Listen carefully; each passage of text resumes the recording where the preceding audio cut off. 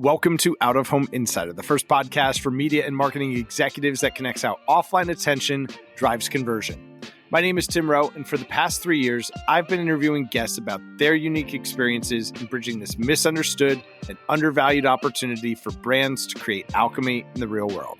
Today's guest is Eddie Yang. Eddie is the founder of Visual Feeder, a first-of-its-kind projection mapping platform that enables brands to engage with pedestrians and passersby via projection mapping in store windows, and how they're making it available as part of a scalable strategy by unlocking network effects and capturing economies of scale. Eddie shares his journey into out-of-home advertising and how a passion for art in the real world inspired the launch of Visual Feeder, and how they approached landing Lyft as their first client through 100% sweat and hustle.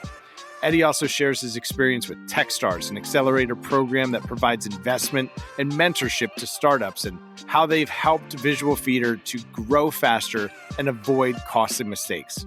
Even how they helped Visual Feeder to secure their first $1.7 million in seed funding to continue scaling in Chicago and New York.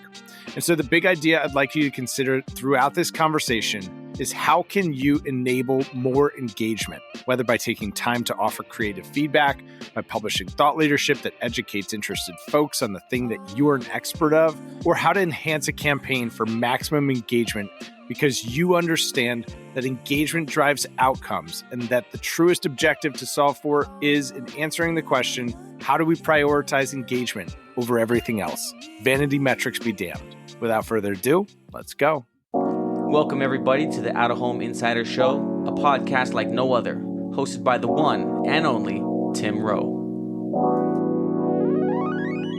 Get ready to have some knowledge dropped on you and to be entertained, because nothing's more valuable than food for your brain. So sit back, relax, we're about to dive in as the best industry podcast is about to begin.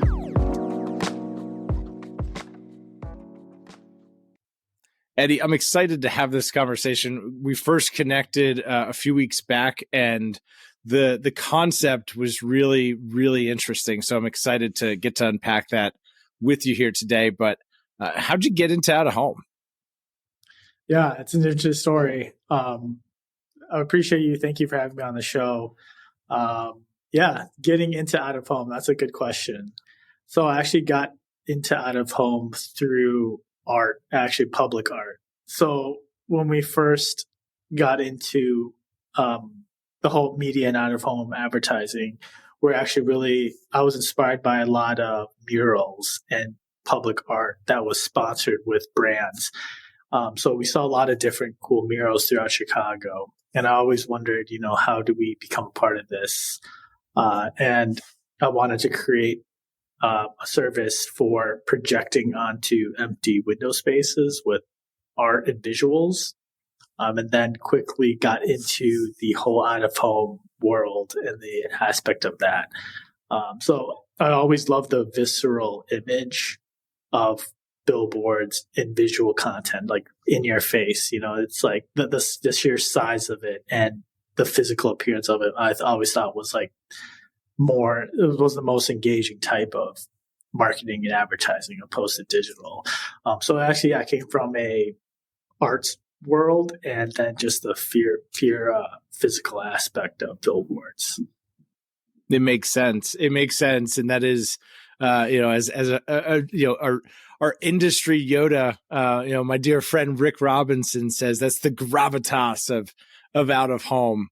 And what you've done that's so unique, and engagement is really at the core of what the company does. But what you've done is develop a projection mapping platform that allows advertisers to make projection mapping in store windows something that's actually part of a scalable strategy. They're able to buy into projection mapping in a rotation similar to how you might on a digital billboard versus having to maybe be, limited to a short term, 1 week projection mapping in a store window. You've kind of taken this, different approach of, hey, you know what? Let's take this really cool technology because it is so engaging and let's make it scalable. Let's make it something that marketers can build campaigns around, not just have a standalone activation. When did you realize that there was this industry called out of home? When did you realize oh, there's this even bigger industry that we're actually a part of. Yeah, that's a great that's a great thing to point out. I came in pretty late in the game of out of home and like just learning about this new industry. This was actually after our going into Techstars program, which we'll touch on later. But once we got into Techstars, I just started researching billboards, like street furniture, transit advertisement, this whole industry called OOH. I never, I would see these letters everywhere, and I never understood what it is. But yeah, it's an entire industry based on just physical appearance and physical locations to see advertising. So I learned actually it was fairly in 2020 actually is when I actually started researching, when I Googled what is out of home. That's actually the first, so pretty late in the game. But it definitely opened a whole new side of the industry and media that didn't know about, and how it operates and the tight knit community and network it is as well. That was 2020 is when I started digging into out of home and learning the terms of it. It's very cool. And what you're doing is very cool with the projection mapping, and it makes sense, the art inspiration for getting into out of home. But you had to start somewhere, and you didn't pick an easy place to start by any means. You didn't pick, hey, we're going to start by hanging 55-inch screens in bars and restaurants. You chose projection mapping in vacant store windows. What was that like? How did you get the first store? Did you know how to pull this stuff off? Like, what was it like 0 to 1? Walk us through that. I think it's such an interesting inflection point in any company's history, but particularly with one using physical real estate and technology in such a creative way. Yeah, that's awesome. So from my background, I didn't have any sales, like advertising sales background. Or real estate background. So the first ideation and concept was, hey, we have to find, this was all, from zero, we didn't have any store or any vacant stores or any advertisers at that moment. So we had to start somewhere. It's like, okay, do we start reaching out to brands to sell them this concept, or do we start getting spaces and then pitching those spaces to the brands? So one of our first client that we executed this MVP was with Lyft Rideshare. So in the beginning, it was pretty funny because we literally, I was going door to door, like calling all these different, anytime you drove by a window, you'll see a leasing sign and it'll have a broker's name on it. I'll just call them up right away, asking them. I called maybe 10 stores in the beginning. They all said no. They're like, who are you? No, we don't want to deal with you. We don't know what this is. No, I just kept getting no's. Luckily, I think it was around the 30th call, I finally narrowed down the pitch. I was like, okay, I have to figure out a different way to pitch this. I was pitching them on, hey, we can actually project your leasing signage for the space. And then we will actually help sell advertisers onto that as well. So then we started getting more interest. Then we're like, okay, got it. Yeah, we can help the units by projecting leasing signage, and then we can onboard them, and then at the meantime try to sell the spaces. So by giving a value proposition for the spaces, we were able to land a few locations, and then at the same time we met a senior or associate marketing analyst from Lyft that was working at a music festival in Chicago. They were handing out these Lyft fans. It was like these, for a music festival, it gets hot. They're handing out fans and different souvenirs at the festival. And we just went up to them and asked them, hey, we have this concept. We would love to try to pitch this to you guys. We got their email, and then we sent them the email the next day of this deck that we made with locations that we didn't actually contract or secure, to just in the talk, they're like, hey, we have all these locations. I love it. Oh yeah, it's just because we had to kind of provide the landlords of someone that was interested at the same time. So we kind of just got loose yeses from both ends to try to make the connection. But yeah, so we went through that process with Lyft, sent them a pitch deck with the locations, the concept, the whole grand visual as well. We designed this really cool idea of this car that we're going to project onto the windows with the wheels. In fact, Eddie, I've got the Lyft campaign pulled up. Let me share this because, here we are talking about something that is so visual. Right. Let me pull this up and you can talk us through it.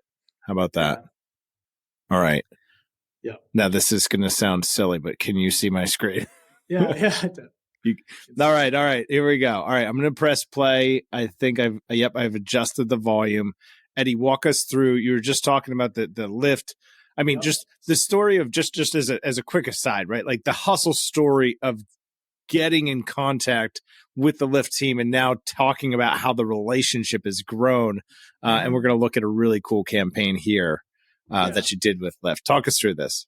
Yeah. So this specific campaign was an activation that we created within Chicago. It was a regional campaign within 3 locations. This was a 3-month campaign throughout the holidays as well. And it was to activate their Roundup and Donate campaign. So users can donate a part of their ride to Chicago public schools. This was a very cool, made sense with what we're doing because it was regional based and Chicago based. So this was the campaign that we activated was a 3-month campaign, which was the first light in the tunnel. We're like, wow, okay, like this is actually something that we can do. And, we executed it from 0 stores to 0 advertisers, which was like, I mean, a lot of times like that was super lucky of us to even be able to have Lyft as like a first client. We did reach out to them. Yeah. I think most folks listening right now are like, wait, like Lyft was your first client, right? That's, but you shared the story of how it happened, right? And how anyone can do that. No, there's nothing stopping anyone from just rolling up their sleeves and go out and get it. Yeah. So that campaign was in Chicago. How many stores was it? That was 3 locations. 3 stores. And did Lyft share any of the results with you? Did you get any feedback about impact? Any sense of what it delivered for the brand? Surely they were happy with the community element of it, but yeah, we had data analytics that we were able to share with them. So even before when we first did that Lyft one, we had no idea what impression ratings or GeoPath was or any. So we didn't get any impression ratings on these locations. It was more of just a spectacle campaign that we created, experiential campaign.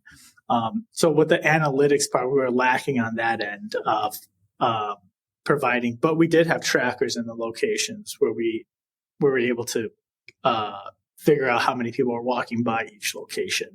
But when it comes to like impression terms or results, like that was still something that is new to us that we're not able to catch for that specific campaign.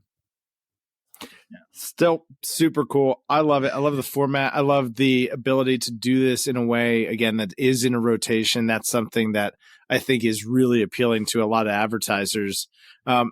You happen to have a very cool founder story. Your co-founder is actually your sister.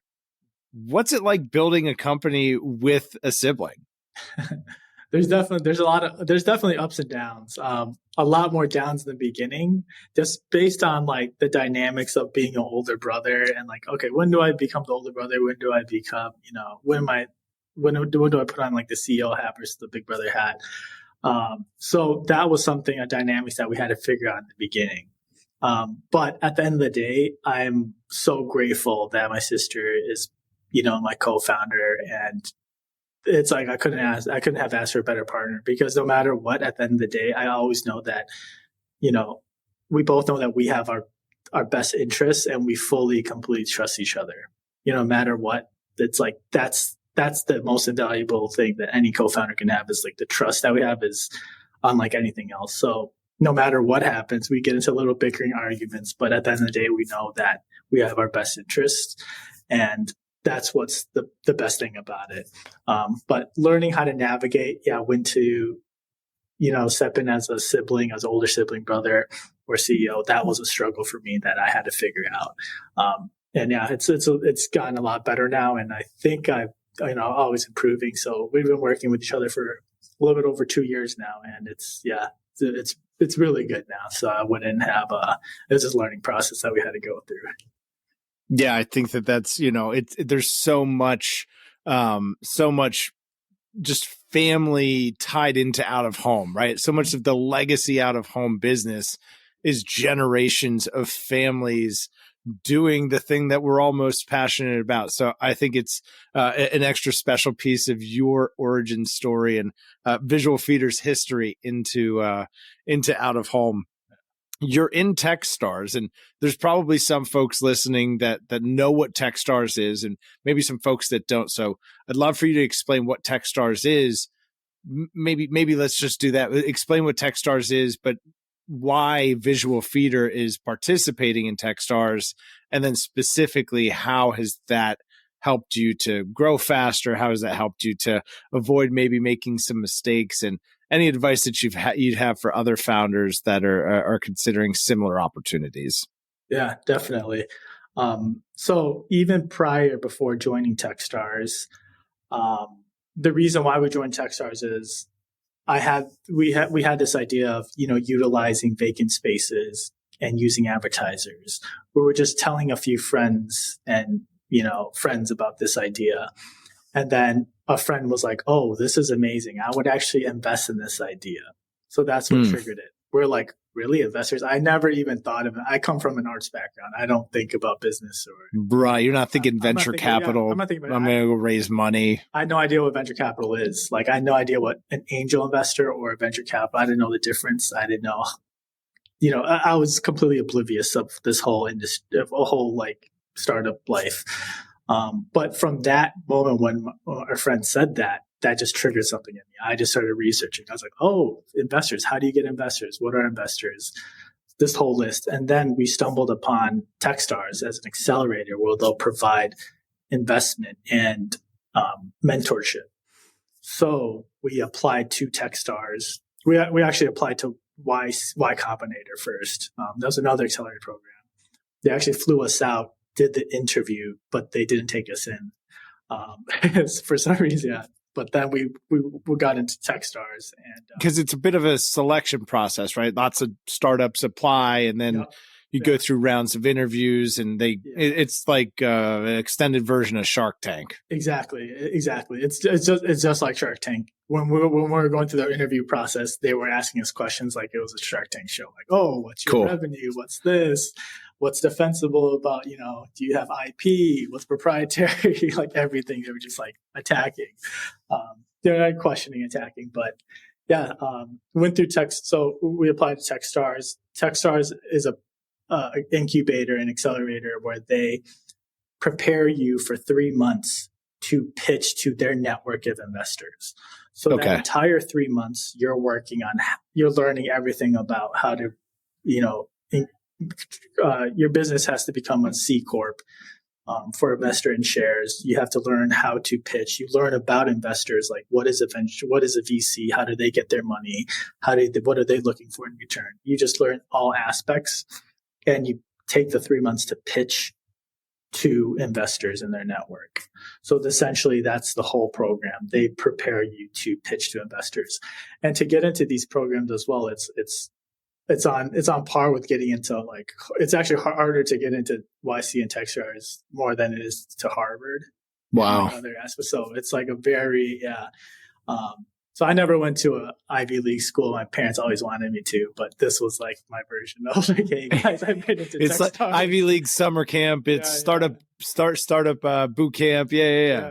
So so that's the point of Techstars, and they completely, they definitely boosted our, network for investors. We were able to raise a seed round of 1.7 million after the Techstars a year. Wow! Congrats. Techstars. Thank you. Yeah, You're welcome. To build out this concept and this idea and to really scale it. So, yeah, it was definitely a great experience. And I think any startup company or any company that would need capital to build an idea, it's a good way to go about it. It's definitely a good shortcut to it's like, hitting that star in Mario and just kind of boost you. I like that. I like that. We're looking forward to the Mario movie coming out. Yeah. And well, you know what? Maybe that's a good segue, because now you got me thinking about that commercial specifically, and the little Mario Kart thing zooming away there, and how cool that could look on a store window. Exactly. And that's really, in the opening, we talked about engagement, but that's really what's at the core of all of this. The entire visual feeder platform, all of the store windows, and the ability to do this in rotation, all of that is just, those are features, those are attributes that at the core of this, we're talking about engagement. How do you define engagement? How do you think about engagement? Yeah, I think engagement as the user wanting to see this or wanting to interact with it. Right? I think a lot of times, we, in our DNA, we're always going to have a creative aspect in our company where, creating engaging and interactive experiences in the out of home industry is kind of like our niche and what we'd want to provide. So I've always envisioned, like, what made me interested in out of home as well is sci-fi movies. Like, I don't know if you saw Blade Runner and seen like gigantic holograms. That's what the visual feeder is aiming towards. It's like it's bound to happen in the future where we're going to have these gigantic holograms and interactive visuals. And yeah, that's I want to make that into reality. I want to create sci-fi into reality. So that's like my vision and goal to do this. But yeah, engagement. Going back to engagement. It's having at the end. It's having the viewers as the primary customer and caring about how they see it, not the client themselves about the advertisements. About caring about the viewer and what they think and how they experience that.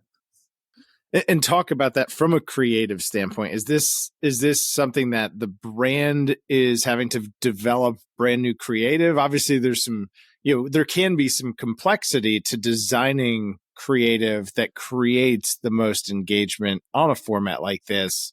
What's the right creative practice for using a format like yours?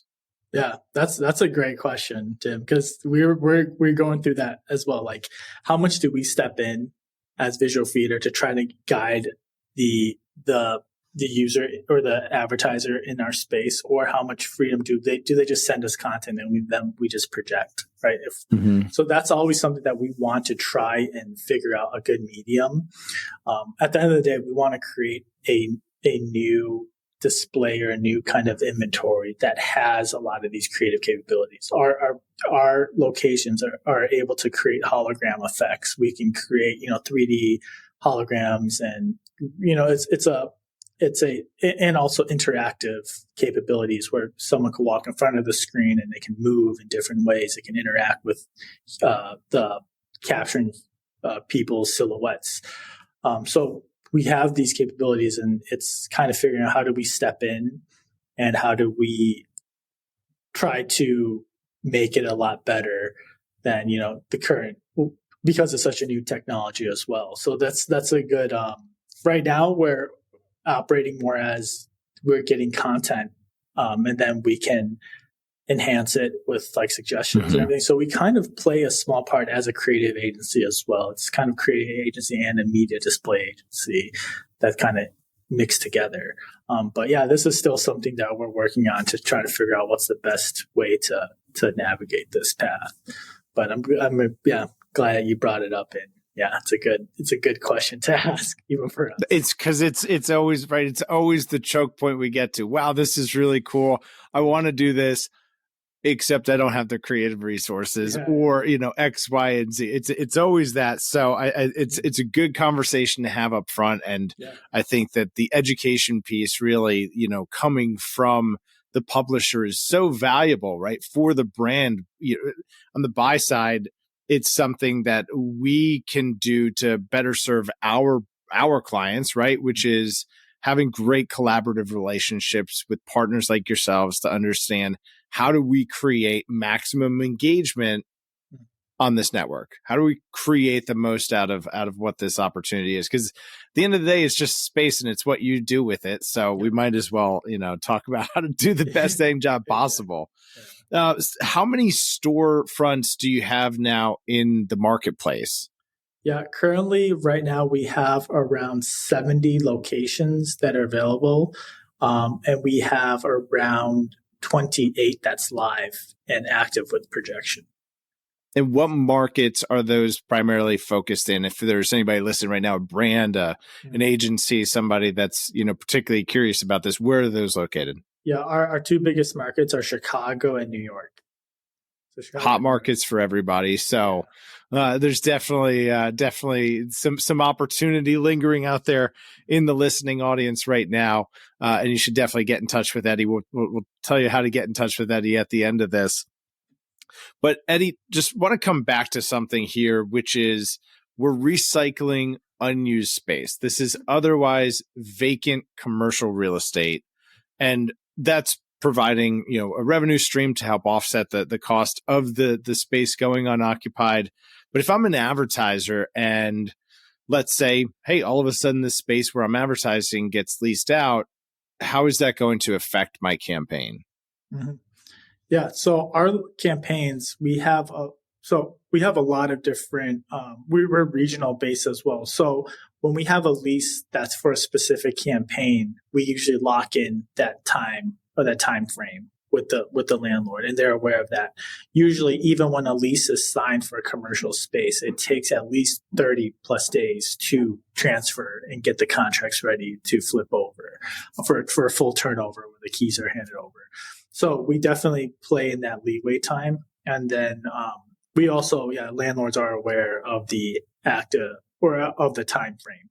For spaces that we are unable to have at least of a 30-day turnaround, we always have secondary locations that are approved beforehand. So at any given time, we're always prepared for any kind of switch where we actually give double the time now if that ever occurs for the advertiser themselves. So it would almost be better if they did find, if they did have to switch, because then their campaigns could be twice as long.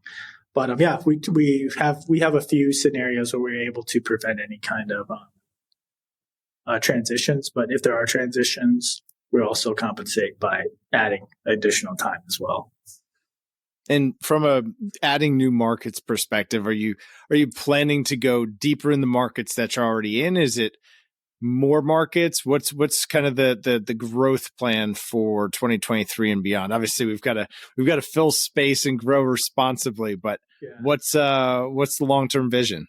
Yeah, I think for right now, for 2023, we want to really capture more of our market in these two specific cities and really gain a larger footprint, because we have operations that's more tightly knit. Once we can operate very smoothly within these two cities, we can just replicate that into the next city instead of spreading ourselves too thin and having, in too many different spaces. We want to operate very smoothly, very efficiently in a specific region and really, have our footprint there, and then we'll scale into more cities. Because not only are you building kind of first in class projection mapping network platform here, you're also building a two-sided marketplace, as if one thing weren't hard, both of those things are challenging. So it's balancing that new supply with new demand and being able to do that in a way that you can scale. So a la DoorDash, a la Grubhub, you're doing it, and that's exciting to watch. Eddie, for anyone that is interested, wants to learn more, wants to get in touch with you, to look into doing some campaigns together, where do they go? Give them the Latin long. Yeah. you can visit www.visualfeeder.com. We have an inquiry bound in there to submit any kind of information. We also are launching our marketplace application, which is completely new. This is actually a first. I'll announce it on this. Ooh, tell me more. Tell me more. App.visualfeeder.com is where you can go to check out all of our inventory, and you can actually it's a marketplace where you can go in and upload your own content and see how they'll look on the window fronts, see all demographic. So app.visualfeeder.com. So visit there and you can submit inquiries in there as well. But yeah, those are, or email, you can email at hello@visualfeeder.com. Right on. I just pulled it up. Let's look at it real quick. Hang on. I got it up. Yeah, this is super clean. I mean, it's a modern real estate shopping type of experience. You can see lots of great creative. This is awesome. I'm going to go share this with my team internally as soon as we get off. This is awesome. Yeah. And you can see just the variety of different types of storefronts and what those windows all look like. I mean, this is obviously an incredible structure here. Yeah. Are these all through, is it through commercial real estate groups? Is it one-off owners? Like, is it a mixed bag of kind of all the above? Yeah, it's a mixed bag. We have a lot of locations from JLL that we would partner with, and then a mixed bag. Some are one-off owners. So it's really a lot of different. We have a few mall locations as well with their inventory. So yeah, this is awesome. I'm so excited to watch you guys grow and to see what you do in the space. This is definitely something that's exciting. Eddie, thank you so much for being here. Thank you so much, Tim. Really appreciate it. Thank you so much. Absolutely. If you found this to be helpful, please share it with somebody who could benefit. As always, make sure to smash that subscribe button and leave a review. That's how you help us grow. Quarter century, I finally came to my senses. I finally got my hand up on the tinted Benz, kid. I see the world clear through my tinted lenses. With the dream and the drive, the possibilities endless. Now print that, send this all the way to Tokyo. Take a trip down south, down to Mexico. Next stop, Shanghai, the world-class trade show. First class all the way, cause that's how we roll. Yeah, call us the rock star businessman. Rockin' shows, we handle business, man. We got our own future in the palm of our hands, cause divided we fall and together we stand. Old friends.